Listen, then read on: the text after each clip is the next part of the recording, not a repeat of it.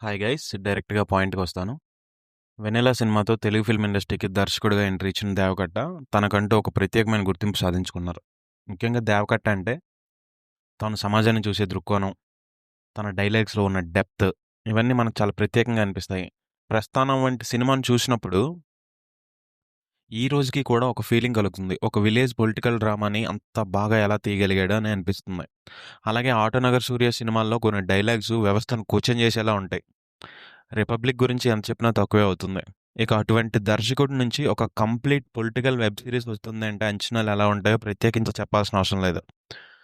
అయితే కాసేపటి క్రితమే సోనీ లీవ్లోకి ఓటీటీలోకి వచ్చింది మైసభ. అసలు మైసభ ఎలా ఉంది? అసలు కథ ఏంటంటే, రెండు వేరు కులాలకు చెందిన కాకర్ల కృష్ణంనాయుడు, ఎంఎస్ రామిరెడ్డి అనే ఇద్దరు వ్యక్తులు కలుస్తారు. ఇద్దరు వేరు పరిస్థితులను చూసొస్తారు. అయితే ఇద్దరి ఆలోచనలు కూడా సమాజానికి ఉపయోగపడేలా ఉంటాయి. చదువుకునే రోజుల నుండే స్టూడెంట్ లీడర్స్‌గా ఎదిగి, ఆ తర్వాత పొలిటికల్ పార్టీలోకి ఎంట్రీ ఇస్తారు. ఒకే పార్టీలో ఉన్న వీళ్ళిద్దరి మధ్య ఎటువంటి ఫ్రెండ్‌షిప్ కుదిరింది? అలానే రామిరెడ్డి ఉన్న పార్టీ నుండి కాకర్ల కృష్ణంనాయుడు వేరే పార్టీకి వెళ్ళిపోవటానికి కారణాలేంటి? వేరే పార్టీకి వెళ్ళిన తర్వాత అక్కడ జరిగిన పరిణామాలేంటి? రాయపాటి చక్రధర్రావు, ఆర్‌సీఆర్ అనే వ్యక్తి ఎవరు? అలానే బాబురావు ఎవరు? ఆర్‌సీఆర్, కేకేఆర్‌కి మధ్య ఉన్న సంబంధం ఏంటి? రాయపాటి చక్రధర్రావు పార్టీలో ఎంట్రీ ఇచ్చిన కృష్ణంనాయుడు ఎందుకు చక్రధర్రావుకి ఎదురు తిరిగాడు? ఇలాంటి అంశాలన్నీ తెలియాలంటే ఈ సిరీస్ చూడాల్సిందే. బేసిక్‌గా 'దేవకట్ట' ఈ సినిమాలోని కొన్ని పాత్రలను నిజ జీవితంలో ఉండే వ్యక్తులకు దగ్గరగా క్రియేట్ చేశాడు. అయితే చాలా తెలివిగా పలు ఇంటర్వ్యూస్‌లో ఈ పేర్లను మారుస్తూ చెప్పుకొచ్చారు. కానీ ఈ సిరీస్ చూస్తున్నంత సేపు ఈ వ్యక్తి రియల్ లైఫ్‌లో ఇతనే కదా అని అనిపించక మానదు.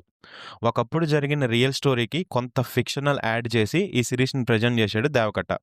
కాకర్ల కృష్ణంనాయుడు అనే పాత్రలో ఆది పినిశెట్టి కనిపించాడు. ఆది పర్ఫార్మెన్స్ గురించి కొత్తగా చెప్పాల్సిన అవసరం లేదు. అలానే కృష్ణంనాయుడు అనే పాత్రలో అద్భుతంగా నటించాడు. అక్కడక్కడగా నత్తిగా మాట్లాడటం కొంచెం ప్రేక్షకుడికి ఇబ్బందిగా అనిపిస్తది. ఎంఎస్ రామిరెడ్డి పాత్రలో చైతన్యరావు ఒదిగిపోయిన తీరు నెక్స్ట్ లెవెల్ అని చెప్పాలి. పులిచెర్ల అనే ప్రాంతపు యాసను అద్భుతంగా మాట్లాడాడు. రాయపాటి చంద్రశేఖరరావు అనే పాత్రను సాయి కుమార్ పోషించారు. ఈ పాత్ర చూస్తున్న తరుణంలో తెలుగు సినిమా పరిశ్రమ గొప్పగా చెప్పుకునే ఒక నటుడు తప్పకుండా గుర్తొస్తారు. మనం మర్చిపోదాం అనుకున్నా కూడా సాయి కుమార్ మాట్లాడే హావభావాల వలన ఆ నటుడు ఎవరో మనకి ఈజీగా తెలిసిపోతాయి. అండ్ అలానే కొన్ని చెప్తుంటారనమాట. పొద్దున్నే మేము ఒక కోడిని ఆరగిస్తాం లాంటి డైలాగ్స్, మై బ్రదర్ అనే డైలాగ్స్, ఇవన్నీ కూడా ఏ నటుడి వేషాన్ని సాయి కుమార్ పోషించారో మనకి ఈజీగా అర్థమవుతుంది.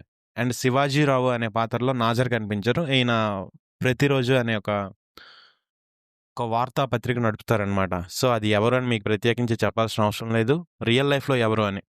అండ్ మిగతా పాత్రల్లో నటించిన వాళ్ళంతా ఆయా పాత్రకు న్యాయం చేశారు.